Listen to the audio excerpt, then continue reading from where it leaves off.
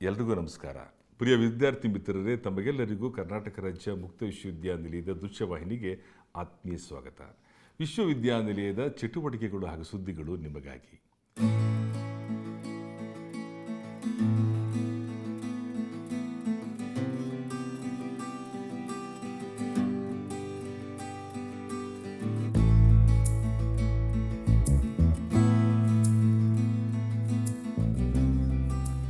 ಕರ್ನಾಟಕ ರಾಜ್ಯ ಮುಕ್ತ ವಿಶ್ವವಿದ್ಯಾನಿಲಯದ ಮಾನ್ಯ ಕುಲಪತಿಗಳಾದಂತಹ ಪ್ರೊಫೆಸರ್ ಶರಣಪ್ಪ ವಿ ಹಲ್ಸೆ ಅವರ ಮಾರ್ಗದರ್ಶನದಲ್ಲಿ ಹಾಗೂ ಮಾನ್ಯ ಕುಲಸಚಿವರಾದಂತಹ ಪ್ರೊಫೆಸರ್ ಎಸ್.ಕೆ. ನವೀನ್ ಕುಮಾರ್ ಅವರ ಸಲಹೆ ಮತ್ತು ಸೂಚನೆ ಮೇರೆಗೆ ಶೈಕ್ಷಣಿಕ ಡೀನ್ ಆದಂತಹ ಪ್ರೊಫೆಸರ್ ಎಂ. ರಾಮನಾಥಂ ನಾಯ್ಡು ಅವರ ನೇತೃತ್ವದಲ್ಲಿ ಏಪ್ರಿಲ್ 14, 2026ರಂದು ವಿಶ್ವವಿದ್ಯಾನಿಲಯದಲ್ಲಿ ಬಾಬಾ ಸಾಹೇಬ್ ಅಂಬೇಡ್ಕರ್ ಅವರ 135ನೇ ಜನ್ಮದಿನಾಚರಣೆಯನ್ನು ಆಚರಿಸಲಾಯಿತು. ಶೈಕ್ಷಣಿಕ ಡೀನ್ ಆದಂತಹ ಪ್ರೊಫೆಸರ್ ಎಂ. ರಾಮನಾಥಂ ನಾಯ್ಡುರವರು, ಪರೀಕ್ಷಾಂಗ ಕುಲಸಚಿವರಾದಂತಹ ಡಾಕ್ಟರ್ ಸಿ.ಎಸ್. ಆನಂದ್ ಕುಮಾರ್ ಅವರು ಹಾಗೂ ಡಾಕ್ಟರ್ ಬಿ.ಆರ್. ಅಂಬೇಡ್ಕರ್ ಅಧ್ಯಯನ, ಸಂಶೋಧನಾ ಮತ್ತು ವಿಸ್ತರಣಾ ಕೇಂದ್ರದ ಸಂಯೋಜನಾಧಿಕಾರಿಗಳಾದಂತಹ ಡಾಕ್ಟರ್ ಶಿವಕುಮಾರ್ ಸ್ವಾಮಿಯವರು ಟೌನ್ ಹಾಲ್ ಬಳಿ ಇರುವ ಬಾಬಾ ಸಾಹೇಬ್ ಅಂಬೇಡ್ಕರ್ ಅವರ ಪುತ್ಥಳಿಗೆ ಮಾಲಾರ್ಪಣೆ ಮಾಡಿದರು. ನಂತರ ವಿಶ್ವವಿದ್ಯಾನಿಲಯದ ಡಾಕ್ಟರ್ ಬಿ.ಆರ್. ಅಂಬೇಡ್ಕರ್ ಅಧ್ಯಯನ, ಸಂಶೋಧನಾ ಮತ್ತು ವಿಸ್ತರಣಾ ಕೇಂದ್ರದಲ್ಲಿ ಬಾಬಾ ಸಾಹೇಬರ ಭಾವಚಿತ್ರಕ್ಕೆ ಪುಷ್ಪ ನಮನ ಸಲ್ಲಿಸಿ 135ನೇ ಜಯಂತಿಯನ್ನು ಆಚರಿಸಲಾಯಿತು. ಈ ಸಂದರ್ಭದಲ್ಲಿ ಸ್ಪರ್ಧಾತ್ಮಕ ಪರೀಕ್ಷಾ ತರಬೇತಿ ಕೇಂದ್ರದ ಸಂಯೋಜನಾಧಿಕಾರಿಗಳಾದಂತಹ ಜೈನಳ್ಳಿ ಸತ್ಯನಾರಾಯಣಗೌಡ ಅವರು, ಸ್ಟುಡಿಯೋ ವಿಭಾಗದ ಸಿದ್ದೇಗೌಡ ಹಾಗೂ ಸಹಾಯಕ ಹಾಗೂ ಸಹ ಪ್ರಾಧ್ಯಾಪಕರುಗಳು ಹಾಗೂ ವಿಶ್ವವಿದ್ಯಾನಿಲಯದ ಸಿಬ್ಬಂದಿ ವರ್ಗದವರು ಉಪಸ್ಥಿತರಿದ್ದರು.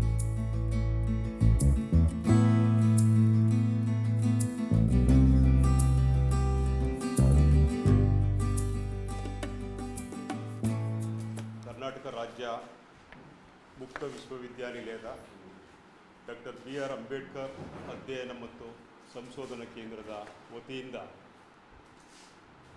ಸಂವಿಧಾನ ಶಿಲ್ಪಿ, ಮಹಾನ್ ಮಾನವತಾವಾದಿ ಡಾಕ್ಟರ್ ಭೀಮರಾವ್ ಅಂಬೇಡ್ಕರ್ ಅವರ 135ನೇ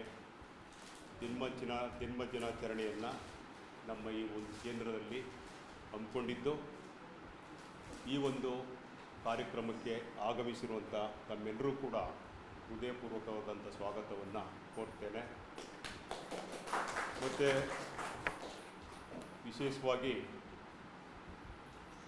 ಈ ಕಾರ್ಯಕ್ರಮದಲ್ಲಿ ನಮ್ಮ ವಿಶ್ವವಿದ್ಯಾನಿಲಯದ ಸನ್ಮಾನ್ಯ ಕುಲಪತಿಗಳು ಆಗಮಿಸಬೇಕಾಗಿತ್ತು.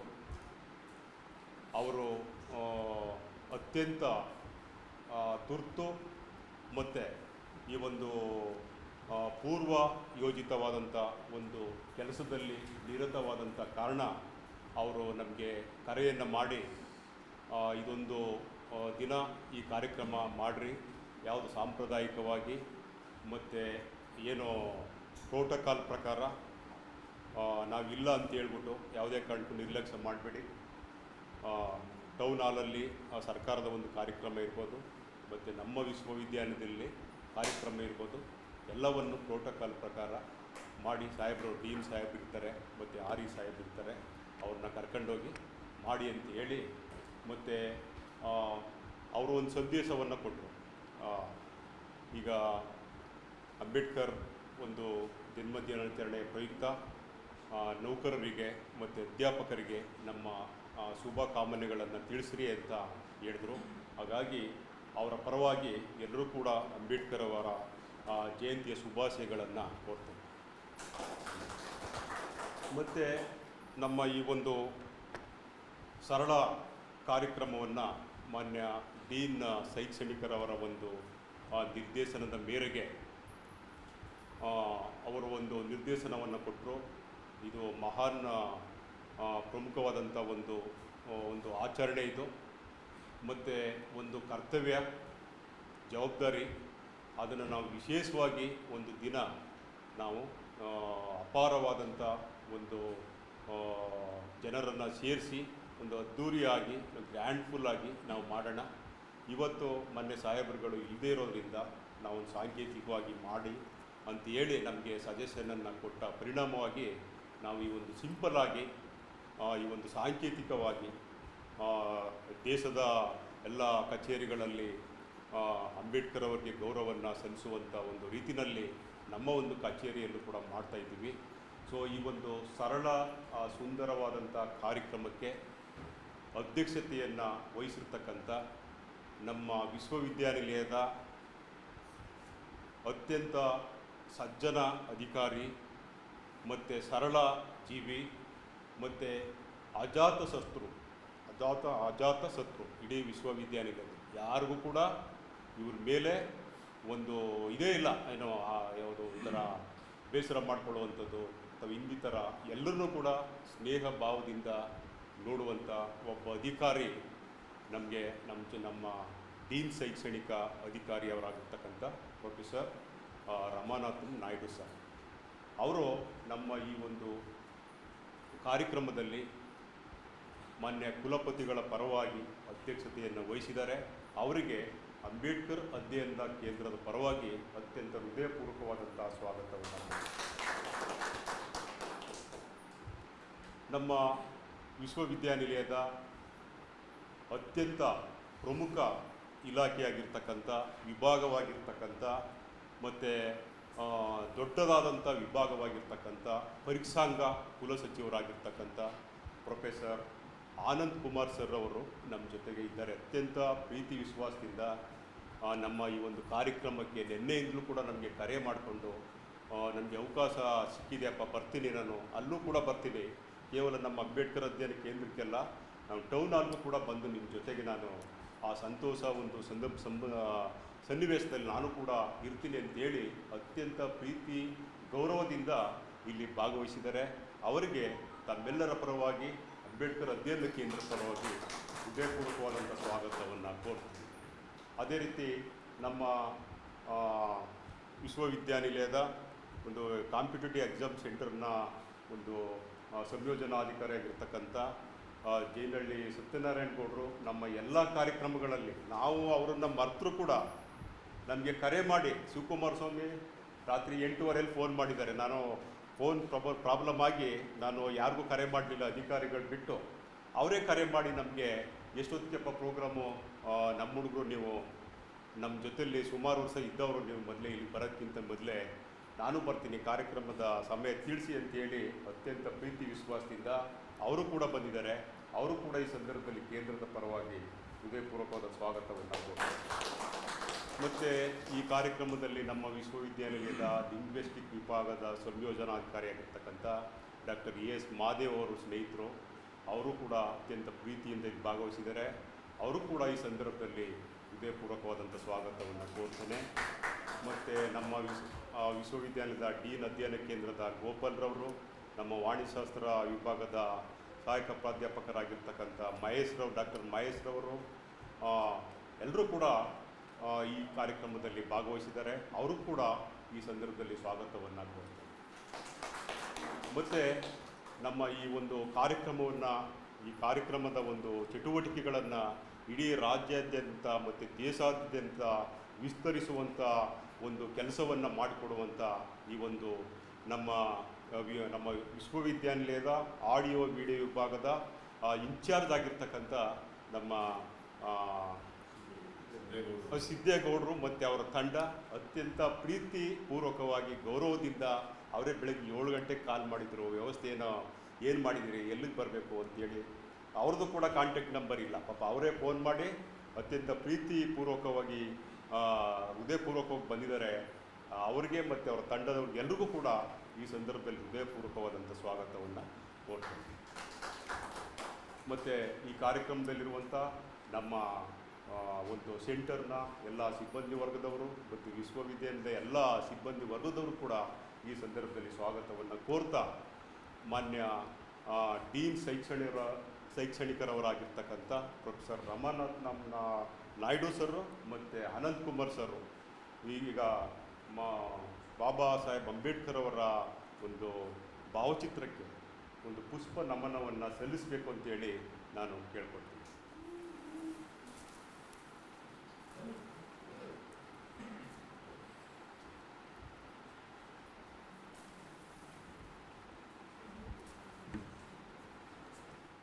ಕರ್ನಾಟಕ ರಾಜ್ಯ ಮುಕ್ತ ವಿಶ್ವವಿದ್ಯಾನಿಲಯದ ಭಾರತ ರತ್ನ ಡಾಕ್ಟರ್ BR ಅಂಬೇಡ್ಕರ್ ಅವರ ಪೀಠದ ವತಿಯಿಂದ ಈ ಪೀಠದ ನಿರ್ದೇಶಕರಾದ ಡಾಕ್ಟರ್ ಶಿವಕುಮಾರ ಸ್ವಾಮಿಯವರು ಇವತ್ತು ಅಂದರೆ ಅಂಬೇಡ್ಕರ್ ಅವರ ಜನ್ಮದಿನದ ಅಂಗವಾಗಿ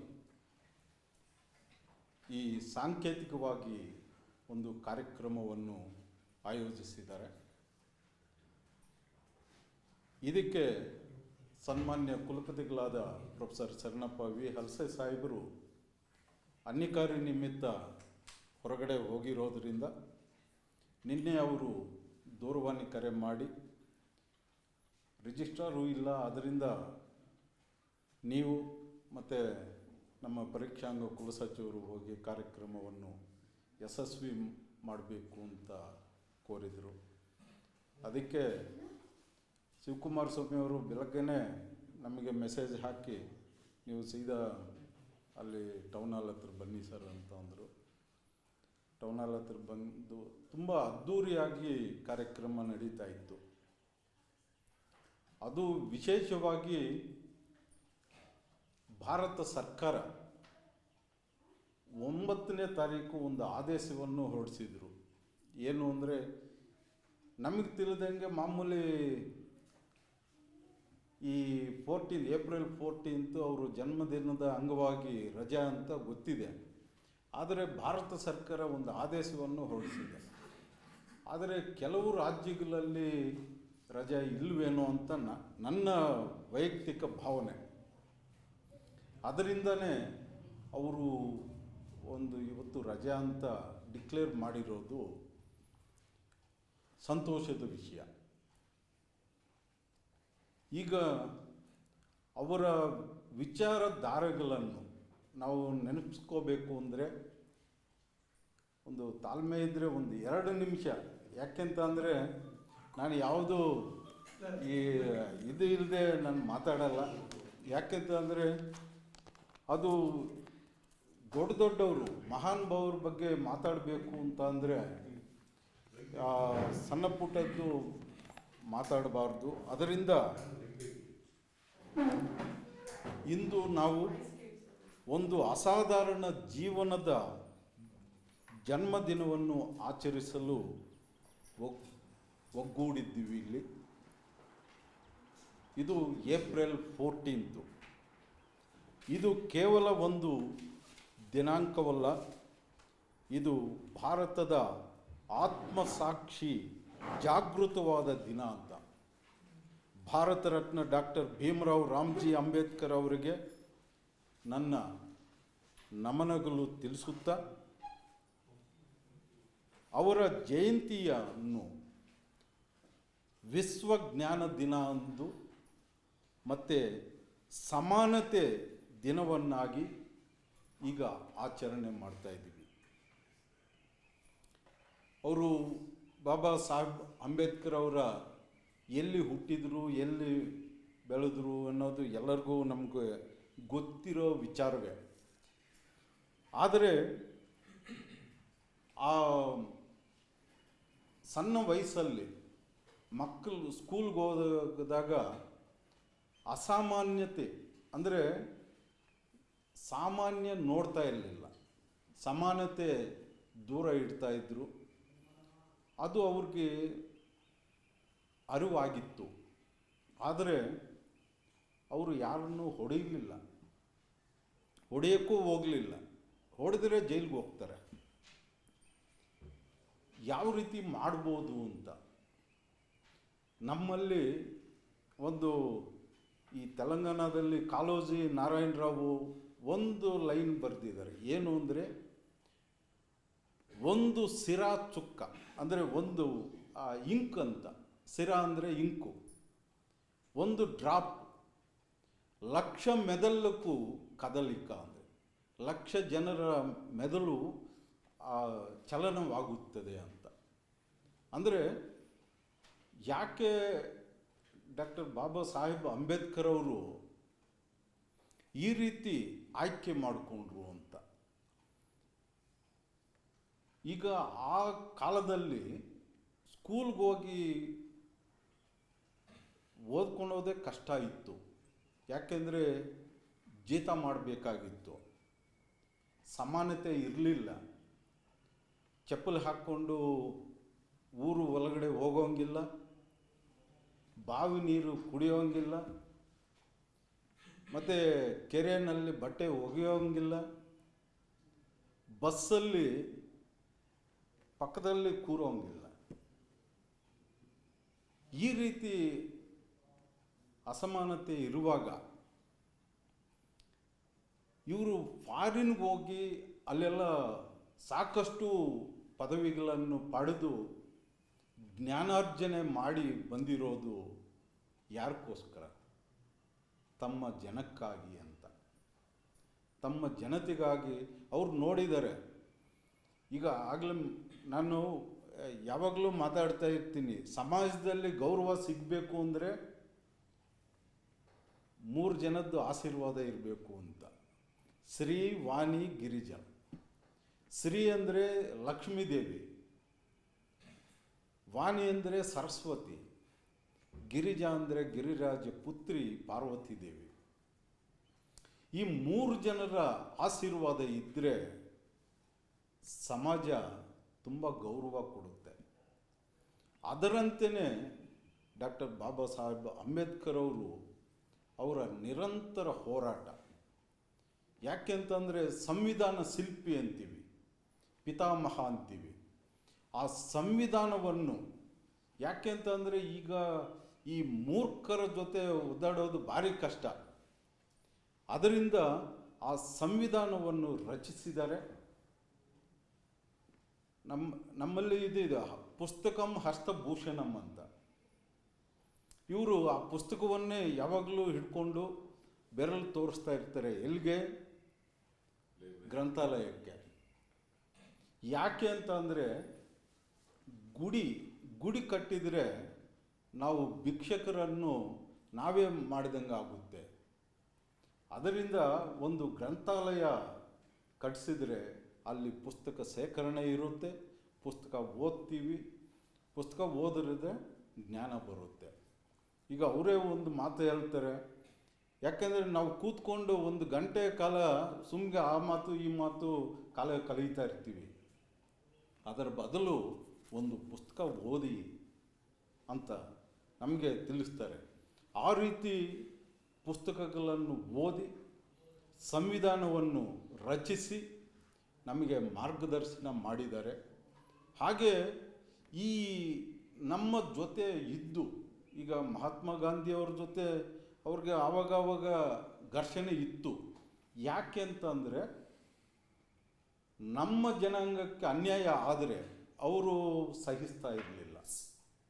ಅವರು ಇಮ್ಮಿಡಿಯೇಟಾಗಿ ಅವರು ಬೇರೆ ಮಾತಾಡ್ತಾ ಇದ್ದರು. ಅದಕ್ಕೆ ಅವರು ಬುದ್ಧ ಆ ಕಡೆ ಗಮನ ಕೊಟ್ಟರು. ಯಾಕೆಂತಂದರೆ ಏನೋ ಒಂದು ಈಗ ಜೊತೆಯಲ್ಲಿದ್ದು ದೂರ ಹೋಗೋದು ಅಂತ ಅಂದರೆ ತುಂಬ ಕಷ್ಟವೇ. ಆದರೂ ನನಗೆ ಅನ್ಯಾಯ ಆಗ್ತಾ ಇರುವಾಗ ನಾನು ಸಹಿಸೋದಿಲ್ಲ. ಆ ರೀತಿ ಯಾರೂ ಸಹಿಸಲೇಬೇಡಿ. ಸಂಘಟನೆಯ ಮೂಲಕ ಪ್ರತಿಯೊಂದನ್ನು ಪ್ರಶ್ನೆ ಮಾಡಿ ಅಂತ ಅವರು ನಮಗೆ ಒಂದು ಆದೇಶನೇ ಅನ್ಕೋಬೋದು, ಸಂವಿಧಾನನೇ ಅನ್ಕೋಬೋದು. ಆ ಸಂವಿಧಾನ ರಚನೆ ಇದೆಯಲ್ಲ, ಅದು ತುಂಬ ಎಷ್ಟೋ ಅಪಾರವಾದ ಜ್ಞಾನದಿಂದ ಕೂಡಿ ಅವರು ರಚಿಸಿದ್ದಾರೆ. ಅದಕ್ಕೆ ಅವ್ರನ್ನು ಸಂವಿಧಾನ ಶಿಲ್ಪಿ ಅನ್ಬೋದು. ಶಿಲ್ಪಿ ಅಂದರೆ ಗೊತ್ತು ನಮಗೆ. ಯಾಕೆಂತಂದರೆ ಒಂದು ಕಲ್ಲು ಇರುತ್ತೆ, ಅದನ್ನು ಕೆತ್ತನೆ ಮಾಡಬೇಕು. ಯಾವ ರೀತಿ ಕೆತ್ತನೆ ಮಾಡಬೇಕು, ಅದು ಆಕಾರ ಬರಬೇಕು, ಅದು ಸಂಪೂರ್ಣ ಆ ಚಿತ್ರ ಬರಬೇಕು. ಅದೇ ರೀತಿ ಅವರು ಸಂವಿಧಾನವನ್ನು ರಚಿಸಿ ನಮ್ಮ ಮುಂದೆ ಇಟ್ಟಿದ್ದಾರೆ. ಅದನ್ನು ನಾವು ಮುಂದೆ ಪಾಲನೆ ಮಾಡಿಕೊಂಡು ಹೋಗಬೇಕು. ನಾನು ಮೊನ್ನೆ ಮಾತಾಡಿದೆ, ಈಗ ಲ್ಯಾಂಡ್ ಲಾರ್ಡ್ ಸಿನಿಮಾ ನೋಡಿದೆ ನಾನು. ಅದರಲ್ಲಿ ಈ ಸಂವಿಧಾನ ಪ್ರತಿಯೊಂದು ಗ್ರಾಮೀಣ ಪ್ರಾಂತ್ಯಕ್ಕೂ ಹೋಗಬೇಕು ಅಂತ, ಅಂದರೆ ಗೊತ್ತಾಗಬೇಕು ಯಾವ ರೀತಿ ಇದೆ ಸಂವಿಧಾನ. ಅವರ ಹಕ್ಕುಗಳನ್ನು ಅವರು ಹೋರಾಟ ಮಾಡಿ ತಗೋಬೇಕು ಅನ್ನೋದು ಅವರ ಆಶಯ ಇತ್ತು. ಆ ಆಶಯಗಳನ್ನು ಈ ಪೀಠದ ವತಿಯಿಂದ, ಯಾಕೆಂದರೆ ವಿಶ್ವವಿದ್ಯಾನಿಲಯದಲ್ಲಿ ಡಾಕ್ಟರ್ ಬಾಬಾ ಸಾಹೇಬ್ ಅಂಬೇಡ್ಕರ್ ಅವರ ಪೀಠ ಇದೆ. ಅವರ ಆಶಯಗಳನ್ನು ನೆರವೇರಿಸಬೇಕು.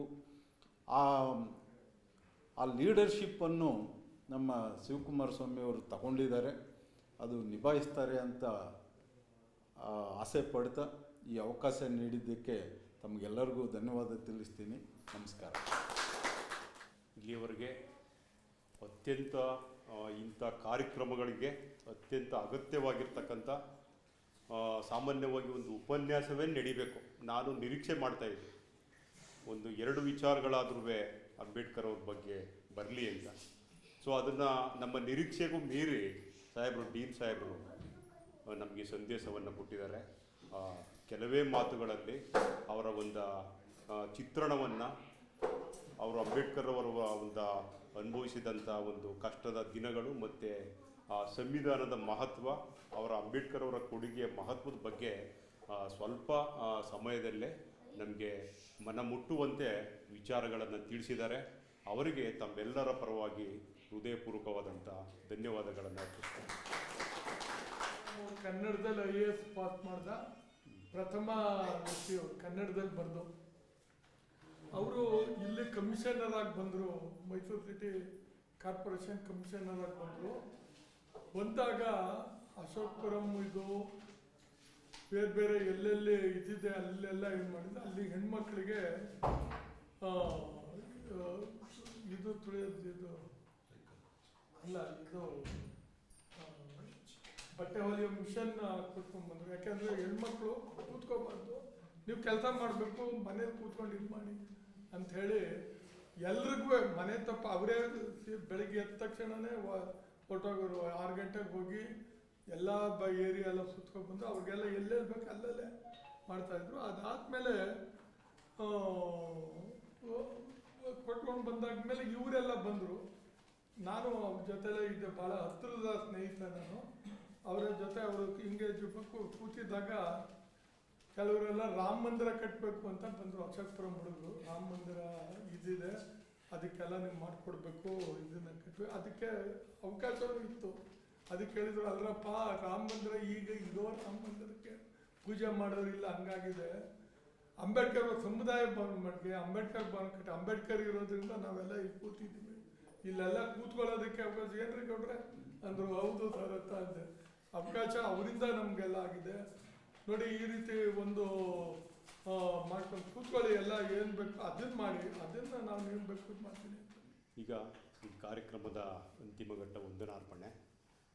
ಈ ಒಂದು ಸರಳ ಸುಂದರ ಕಾರ್ಯಕ್ರಮದ ಅಧ್ಯಕ್ಷತೆಯನ್ನು ವಹಿಸಿ ಅಂಬೇಡ್ಕರ್ ಅವರ ಚಿಂತನೆಗಳನ್ನು ಕುರಿತು ಮಾತನಾಡಿದಂಥ ನಮ್ಮ ವಿಶ್ವವಿದ್ಯಾನಿಲಯದ ಡೀನ್ ಶೈಕ್ಷಣಿಕರವರಾಗಿರ್ತಕ್ಕಂಥ ಪ್ರೊಫೆಸರ್ ರಮನಾಥ್ ನಾಯ್ಡು ಸರ್ ಅವರಿಗೆ ಅತ್ಯಂತ ಹೃದಯಪೂರ್ವಕವಾದಂಥ ಧನ್ಯವಾದಗಳನ್ನು ಕೇಂದ್ರದ ಪರವಾಗಿ.